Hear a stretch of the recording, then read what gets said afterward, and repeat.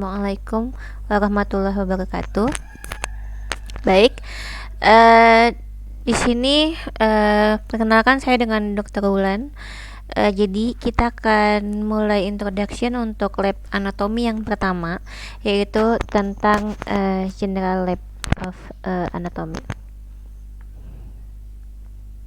Ya, kalau kita lihat bahwa apa yang dimaksud dengan anatomi itu adalah ilmu yang mempelajari tentang struktur manusia di sini yang kita pelajari ya.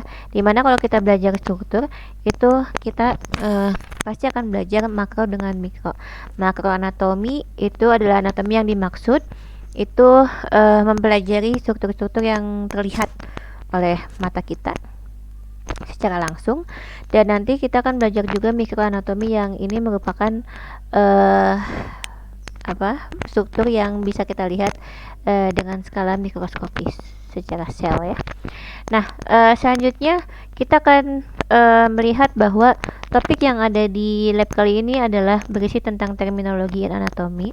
Walaupun kita tahu bahwa terminologi in anatomi ini akan selalu diulang dalam setiap sistem anatomi yang sedang kita pelajari. Lalu kita di sini belajar region in anatomy, mulai dari head and neck, thorax, abdominal, pelvic sampai kepada apendikularnya nanti ya. Dan musculoskeletal system, serta kita akan mengenal nervous system di sini. Terminologi in anatomy, kita belajar nanti bahwa di sini ada suatu term yang disebut dengan anatomical position. Ada juga term dari relationship and comparison, ada term dari laterality, term dari movement, dan ada surface anatomy. Nah, region in anatomy ini nanti kita akan belajar bahwa ada region di aksial atau aksis, ada di apendikular, serta kita akan belajar musculoskeletal system. Muskulo itu artinya otot, dan skeleta artinya tulang. Jadi sistem otot dan tulang, dimana kita akan belajar bahwa ada otot-otot dan tulang yang dia menyusun aksial atau aksis atau sumbu tubuh, disebut dengan axial skeleton. Dan juga kita akan belajar apendikular skeleton. Di sini juga kita akan belajar tipe-tipe dari tulang, joint, serta bone markingnya. Dan kita juga akan belajar tentang muscle, khususnya identifikasi muscle ya, berdasarkan pendekatan yang dilakukan. Nah, lalu juga ada nervous system. Di sini ada sistem saraf pusat atau central nervous system, dan ada sistem saraf tepi yang disebut dengan peripheral nervous system. Nah, bagaimana sih sebetulnya pendekatan kita sebagai seorang calon dokter yang belajar anatomi? Jadi pendekatan cara belajar anatomi itu secara umum ada 3. Ada sistemik anatomi, regional anatomi, dan clinical anatomi. Untuk sistemik anatomi ini pendekatannya berdasarkan sistem. Jadi misalnya kita belajar satu sistem integumen, sistem kardiovaskular, sistem respiratory, itu kita belajar berdasarkan sistem-sistemnya. Nah, untuk regional anatomi, jadi kita belajar anatomi berdasarkan dari regionnya. Misalnya ada regio head, neck, dan sebagainya.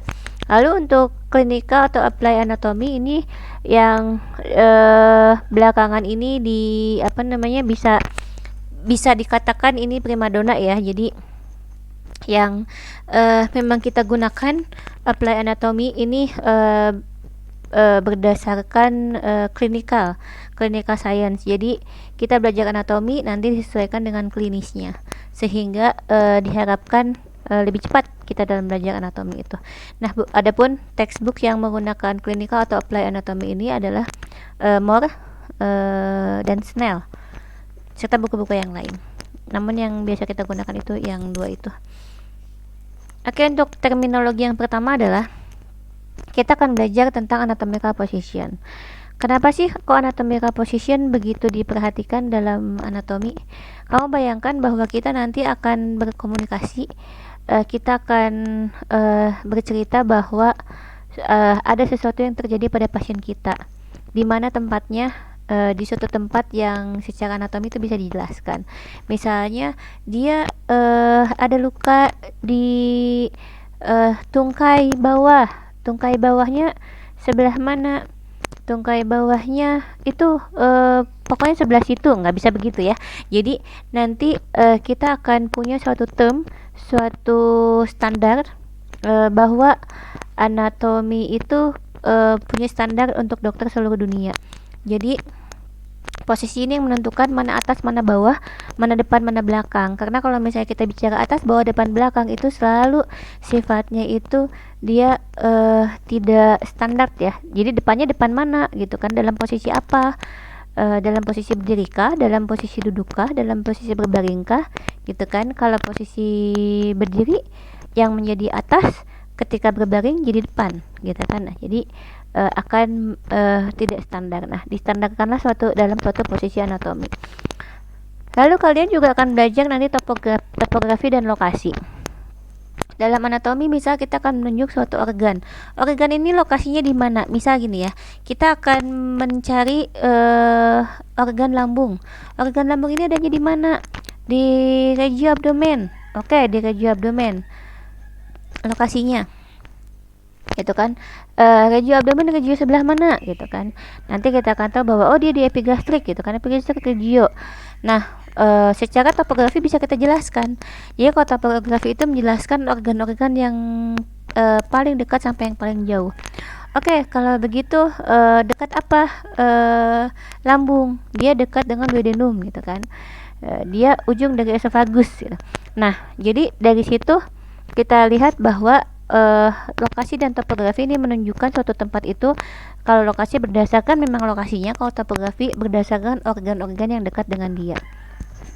Lalu kita akan berbicara terminologi plans and section. Plans itu artinya adalah bidang. Ada median, sagittal, frontal atau coronal dan transverse. Section ini ada longitudinal, transverse dan oblique.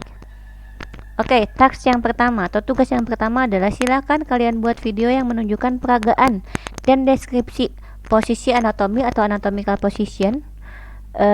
Di situ nanti dijelaskan definisinya apa dan ditunjukkan bagaimana anatomical position ini ya. Oke, nah ini contoh tadi bahwa kita punya suatu posisi anatomi, ada beberapa kriteria di dalamnya. Nanti silakan dijelaskan bagaimana posisi mata, wajah, tangan, kaki ya, dan posisi tubuh secara keseluruhan. Lalu untuk relationship and comparison, di sini kita kenal nih ada yang disebut dengan superior.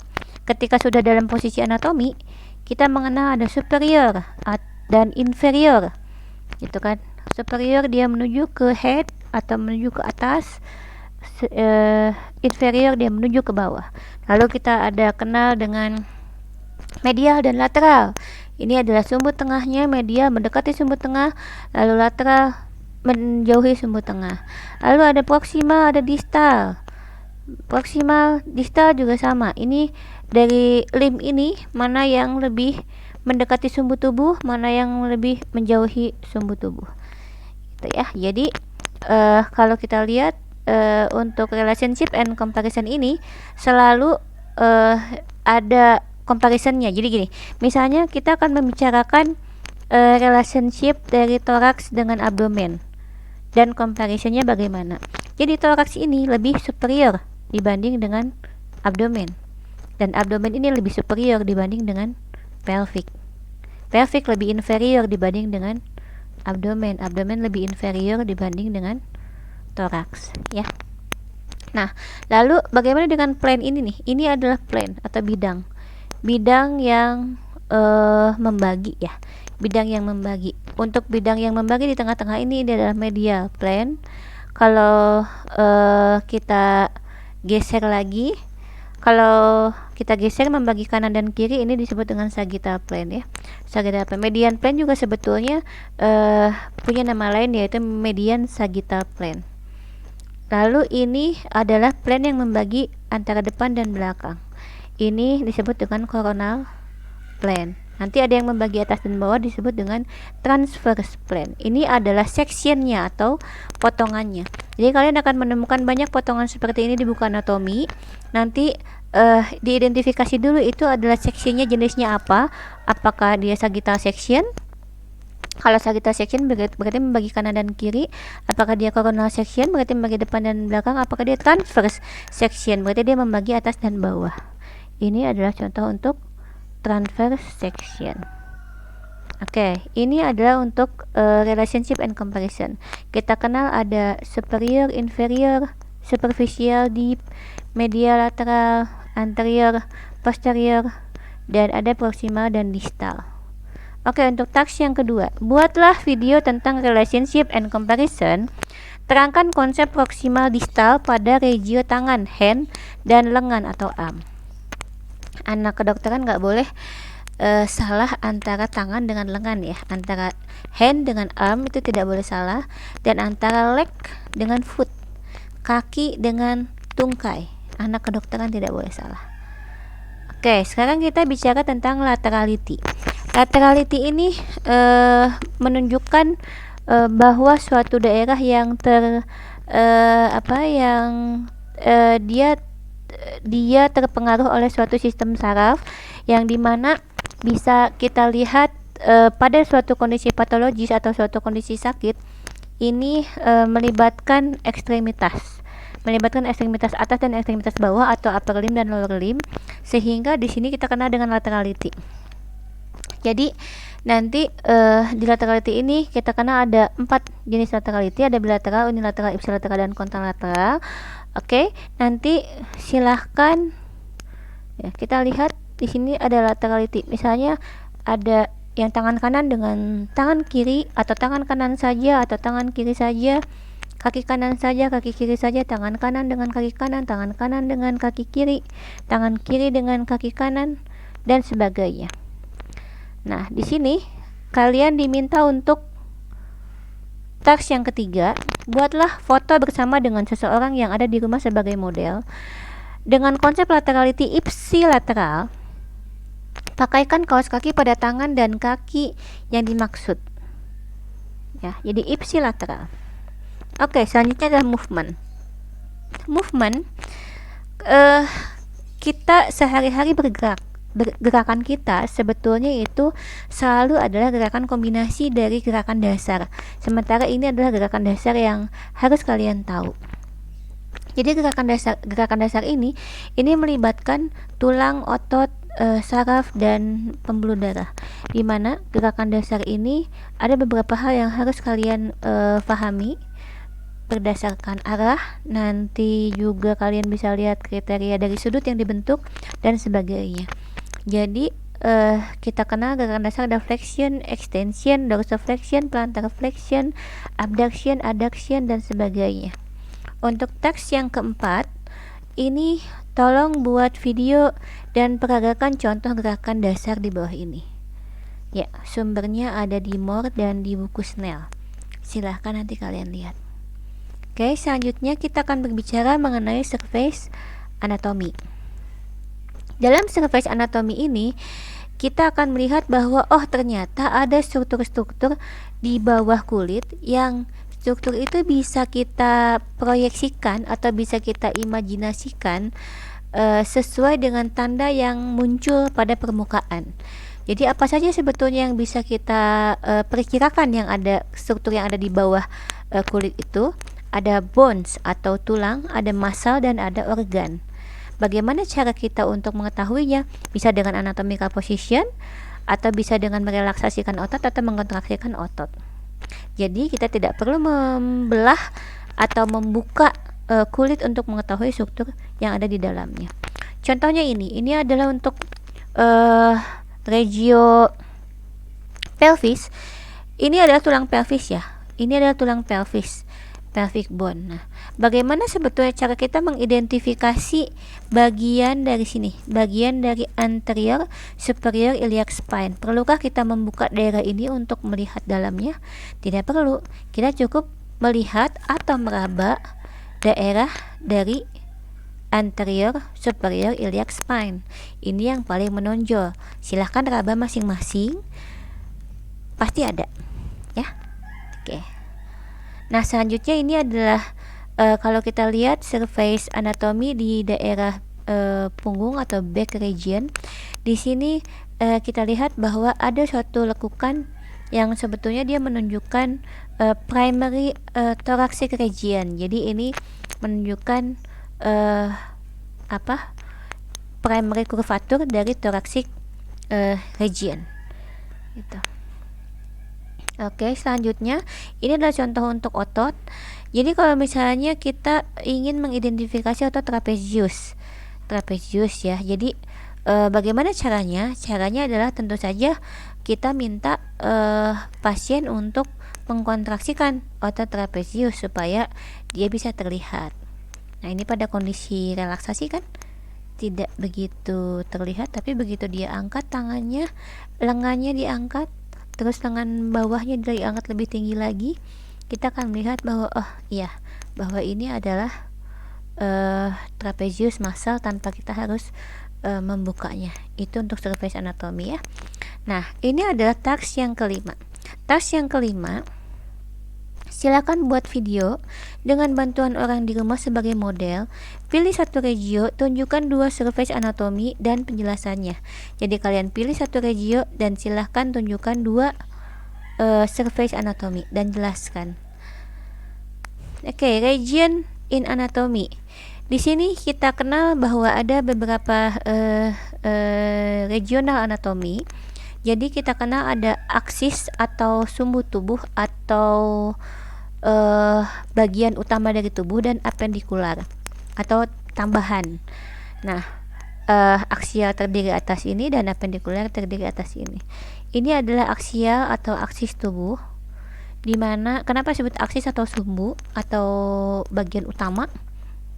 Karena begitu kalian masih memiliki aksis tubuh kalian dengan lengkap, itu kalian bisa melanjutkan hidup dengan baik gitu ya. Bisa bisa melanjutkan hidup dengan baik, dan ini merupakan sumbu tubuh atau bagian utama tubuh, dan ini disebut dengan apendikular atau alat gerak atau tambahan atau limb ya. Jadi kalau ketemu apendikular, limb atau ekstremitas atau alat gerak itu isinya sama. Oke, task yang keenam. Saat lab, tunjukkan regio yang merupakan bagian dari aksial dan apendikular. Gampang ya. Oke, kita lihat bahwa pada regio-regio tertentu dia punya regio-regio lagi terbagi atas beberapa regio lagi. Biasanya untuk yang di head ini bisa menggunakan beberapa surface anatomy, dan kita bisa membuat garis imajinernya. Nah, ini contoh di head. Ini adalah contoh di neck region. Kita lihat bahwa yang menjadi mark di sini adalah otot ya, otot sternocleidomastoid. Lalu di sini kita ada segitiga anterior, segitiga posterior. Nah, task yang ketujuh adalah dengan menggunakan lipstick atau eyeliner, gambarlah regio-regio bagian dari regio head and regio neck yang tadi. Lalu jelaskan saat lab. Jadi nanti kalian pada saat ikut lab sudah dengan wajah-wajah yang terlukis ya, terlukis regio dari regio head and neck. Kayak musculoskeletal system ya, seperti tadi yang dijelaskan bahwa di skeletal system kita tersusun atas skeletal system yang menyusun dari aksis dan apendikular. Kita lihat banyak sekali tulang, jumlah dan jenisnya ya. Tapi kalau kita lihat ternyata klasifikasi dari tulang manusia itu secara anatomi ada 5. Ada long bones, short bones, flat bones, irregular bones, dan sesamoid bones. Di sini juga kita kenal ada bone marking atau penanda tulang. Di masing-masing tulang dia punya bone marking tertentu. Walaupun misalnya sama-sama tulang panjang, dia punya bone marking tertentu. Ini adalah contoh dari bone marking. Bagaimana supaya kita bisa memahami apa yang dimaksud dengan bone marking ini. Ada yang sama-sama lubang, ada yang sama-sama lekukan, ada yang sama-sama tonjolan, ada yang sama-sama permukaan tidak rata. Nah, Cara belajarnya adalah saat kalian belajar tulang, selalu sandingkan textbook anatomi dengan atlas anatomi dan selalu sertakan kamus kedokteran atau kamus anatomi. Maka di situ kalian akan lebih mudah untuk belajar. Jadi ketika ketemu misalnya foramen ini apa ya? Jangan ngarang ya. Jangan berimajinasi sendiri. Tapi silahkan cari definisinya ini apa, lalu terapkan pada tulang yang dimaksud. Ini adalah contoh dari salah satu long bone. Ini adalah long bone yang saya ambil dari femur sebelah kiri. Ingat ya, posisinya tetap posisi anatomi. Ini adalah femur sebelah kiri. Lalu di femur ini kita bertemu dengan beberapa bone marking, yaitu ada head, ada neck. Kenapa necknya seperti ini? Gitu kan? Apa yang membedakan neck dari long bone femur dengan neck dari long bone yang lain misal. Nah, di sini juga ada greater trochanter dan ada lesser trochanter. Greater artinya besar, lesser artinya kecil, trochanter itu artinya apa? Silakan dicari. Ada bagian dari body dari long bone femur. Lalu di sini ada epicondyle. Ini adalah bagian medial, ini adalah bagian lateral. Nah, kenapa ini medial? Karena kita ngambilnya sebelah kiri. Ini ada tulang sebelah kiri, jadi medialnya sebelah sini. Kalau sebelah kanan, medialnya sebelah sini. Ini lateralnya, ya. Oke. Task yang ke-8. Carilah gambar contoh tulang masing-masing satu buah berdasarkan klasifikasinya, serta jelaskan bone marking yang ada di dalamnya. Jadi kalian nanti ambil contoh satu saja cukup dari masing-masing klasifikasi tulang ini, kecuali femur ya yang sudah saya jelaskan tadi. Silahkan ambil, masih banyak tulang yang lain, lalu jelaskan bone marking yang ada di dalamnya. Oke, selanjutnya kita akan belajar tentang tulang kepala atau tulang kranium. Di sini tulang kepala itu dibagi dua. Oke, di sini ada neurocranium dan ada viscerocranium. Jadi kenapa disebut dengan neurocranium? Karena dia kranium kan tulang kepala. Kranium yang melindungi neuron-neuron yang tergabung dalam otak. Jadi ini adalah tulang yang melindungi otak. Dan ini adalah viscerocranium. Viscerocranium ini yang membentuk tulang wajah. Nah, kita lihat bahwa tulang pembentuk kranium itu terdiri dari beberapa tulang. Nah, kalau kita bagi lagi, neurocranium ini ternyata memiliki dua bagian lagi. Ini adalah bagian dasar atau basis kranii dan ada penutupnya. Penutupnya ini adalah yang disebut dengan calvarian. Ya, calvarian. Nah, jadi kalau kita lihat bone markingnya sangat banyak nih. Ada lubang, ada sambungan, ada dipres, ada lekukan, ada tonjolan dan sebagainya ya. Oke, joints. Di sini kita akan belajar tentang sendi. Sendi itu yang menghubungkan tulang dengan tulang. Jadi kalau kita lihat bahwa joint ini terdiri dari beberapa jenis. Ada yang dibagi by movement berdasarkan pergerakannya, ada yang dibagi berdasarkan strukturnya. Nah, yang by movement ini dibagi atas 3. Lalu yang berdasarkan struktur juga ada 3, ada synovial joints, fibrous joint, dan cartilaginous joints. Jadi nanti task yang ke-9 saat lab, tolong jelaskan 3 jenis sendi berdasarkan pergerakannya dan sebutkan contohnya. Jadi ini sendi berdasarkan movement.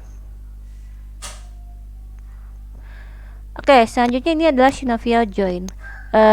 Apa yang dimaksud dengan synovial joint? Synovial joint ini adalah sendi yang dia di cover dengan smooth hyaline articular cartilage. Dia memiliki cairan synovial dan dia memiliki ruang synovial. Ini adalah contohnya.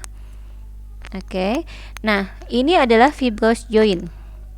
Fibrous joint ini contohnya adalah pada tulang tibia dan fibula. Jadi tulang tibia dan fibula ini tidak bisa bergerak, sehingga dia fibrous joint ini memiliki keterbatasan gerak.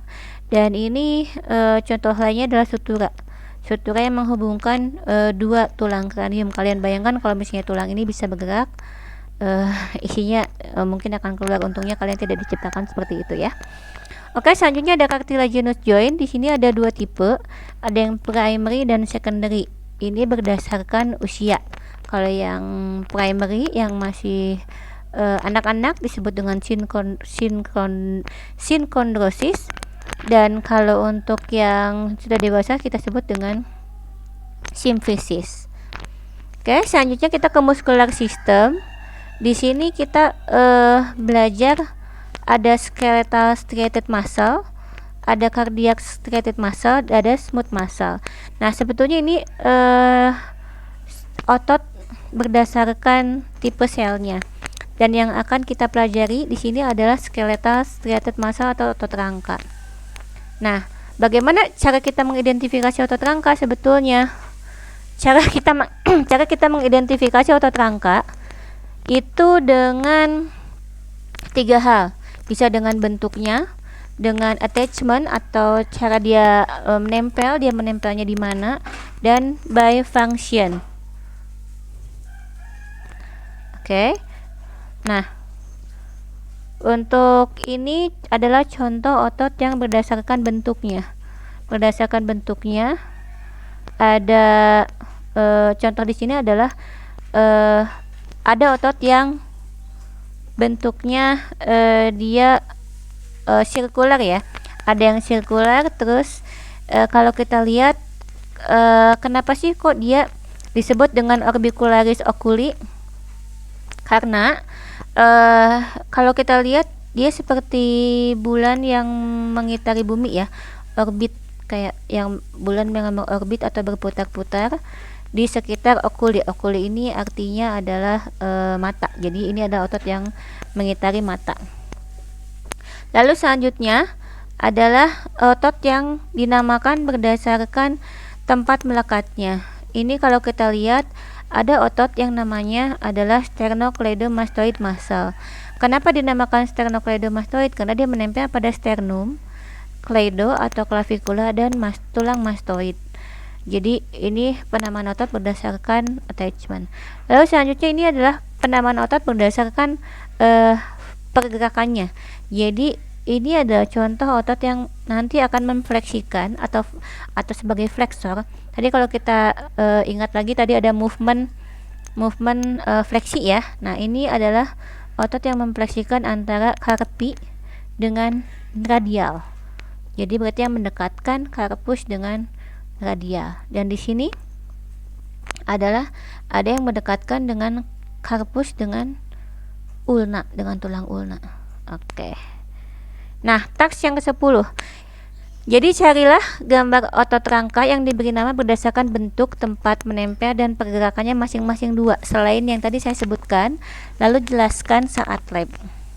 Jadi kalian nanti datang sudah dengan gambar otot ya. Ya, selanjutnya kita akan belajar konsep yang ada di dalam toraks. Di toraks ini ada yang disebut dengan cage, cavity, pleura, dan viscera. Jadi ini adalah area toraks. Nah, apa yang dimaksud dengan cage? Case atau casing, kalian punya handphone punya casing kan? Nah, ini adalah case-nya. Case dari toraks.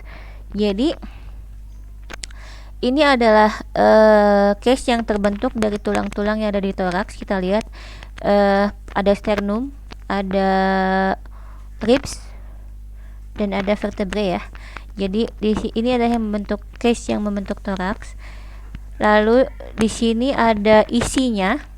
Isinya itu adalah organ viscera, dan di antara isi dengan dindingnya kita lihat ini ada lapisan yang menempel pada dinding dan menempel pada organ viscera. Jadi kalau kita lihat nih, balik lagi ke case, dalamnya ini kalau tidak ada visceranya dia membentuk suatu ruangan kan ya.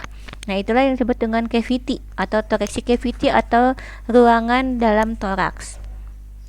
Nah, teks yang ke-11, silahkan sediakan 1 buah kardus kotak, 1 buah plastik yang melapisi kardus, dan 1 buah benda yang bisa masuk ke dalam kardus. Jadi nanti saat lab ini silahkan jelaskan kembali konsep yang tadi sudah dijelaskan tentang cage, cavity, pleura, dan viscera pada toraks terutama ya. Nah, lalu kita belajar konsep yang ada dalam abdomen.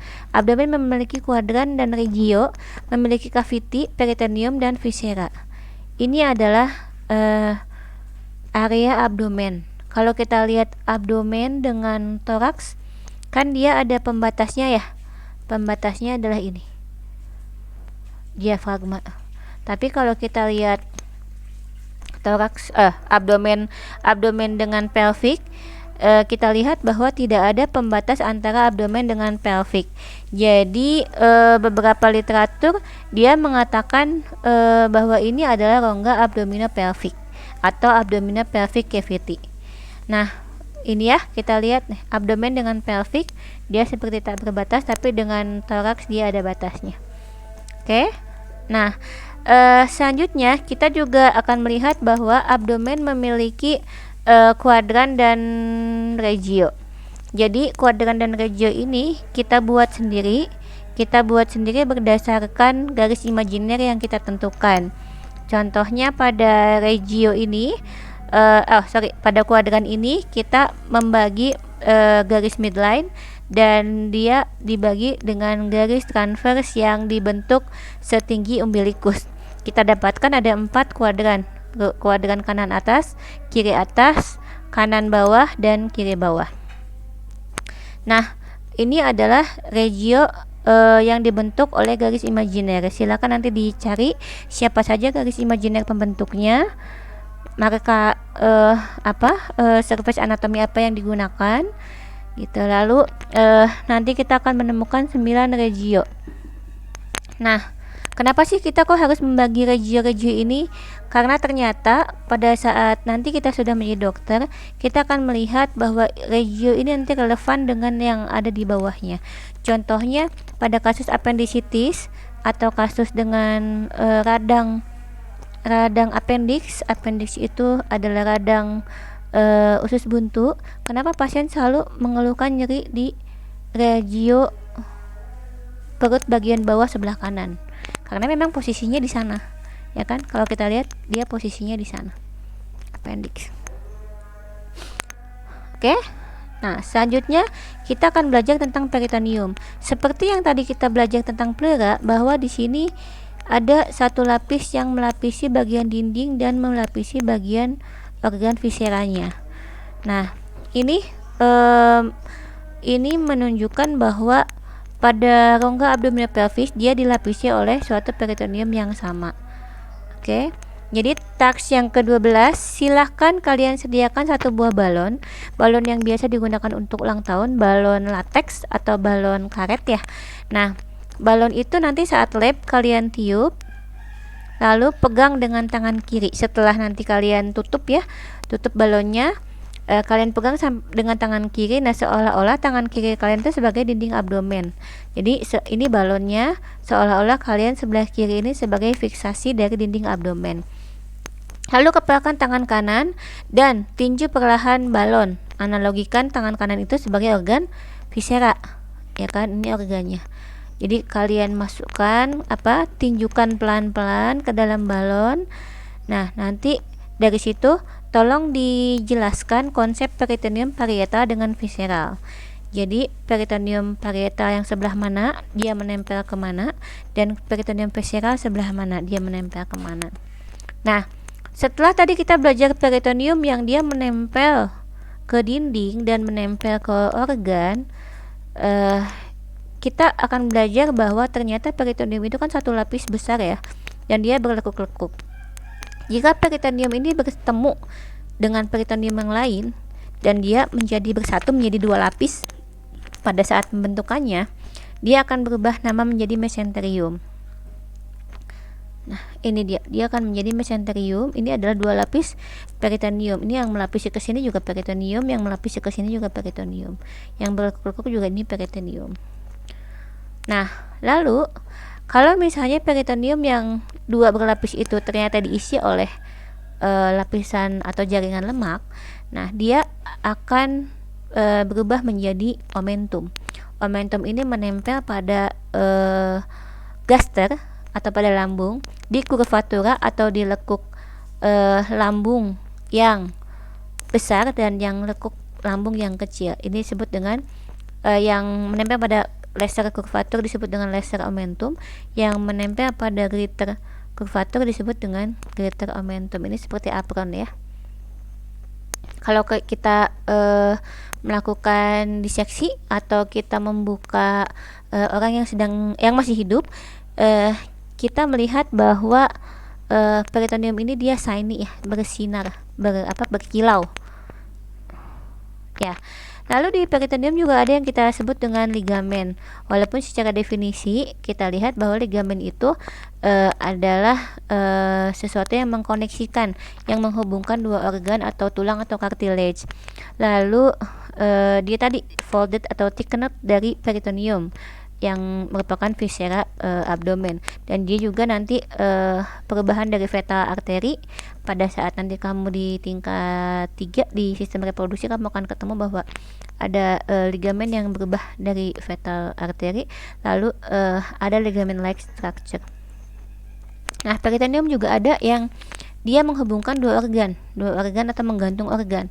Contohnya adalah peritoneum yang dia menggantungkan atau menghubungkan antara gaster dengan spleen.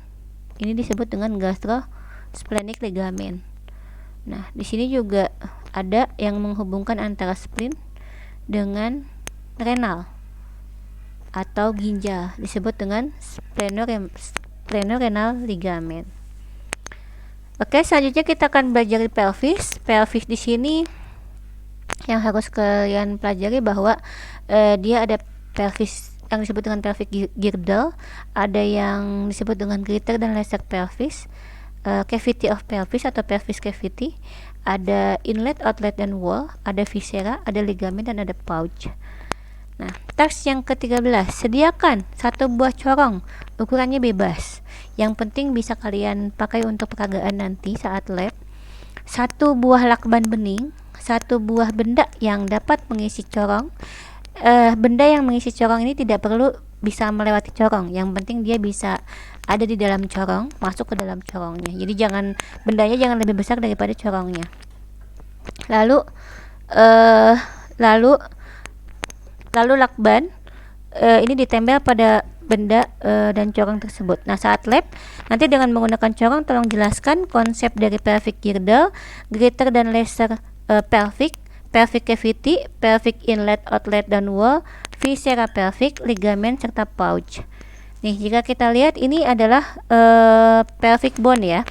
Pelvic bone yang dimaksud tadi adalah tulang yang dia menjadi rangka dari pelvic area. Nah, kalau kita lihat begini kan, kalau kita lihat ini adalah tulang pelvic. Ini bentuknya seperti corong ya, seperti corong tadi. Nah, nanti kalian akan menemukan bahwa di sini ada yang disebut dengan pelvic girdle. Pelvic girdle itu dia bentuknya seperti gelang ya. Nah, nanti kalian akan bertemu dengan true pelvic dan false pelvic. Silakan dijelaskan kenapa dia disebut dengan false pelvic atau greater pelvis, kenapa disebut false ya, dan kenapa bagian yang kecil disebut dengan true pelvic atau lesser pelvic, kenapa disebut true ya. Silakan nanti dilihat dan dijelaskan dengan menggunakan corong tersebut. Nah, kembali lagi tadi ke konsep peritoneum yang kita sudah jelaskan sebelumnya, bahwa kita sudah mengenal suatu ligamen yang dibentuk oleh peritoneum, yang dia fungsinya kalau tadi adalah untuk connected to organ, ini dia untuk menggantung uterus dan adnexanya ke dalam dinding pelvis, sehingga dia bisa terfiksasi dalam rongga pelvis dengan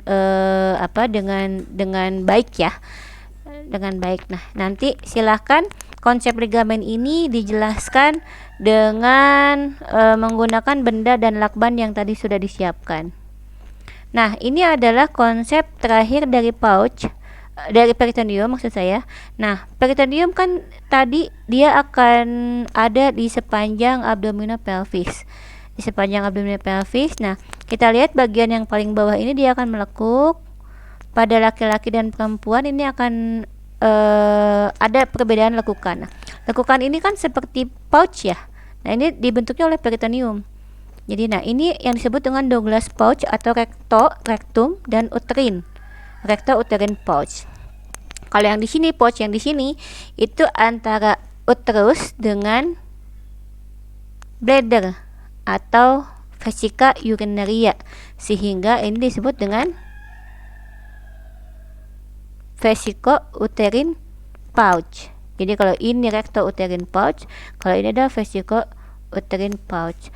Akan sama tidak laki-laki dengan perempuan? Pasti akan berbeda karena laki-laki tidak memiliki uterin, sehingga nanti ini yang perempuan, sehingga kalau di laki-laki kita hanya akan menemukan recto vesical pouch.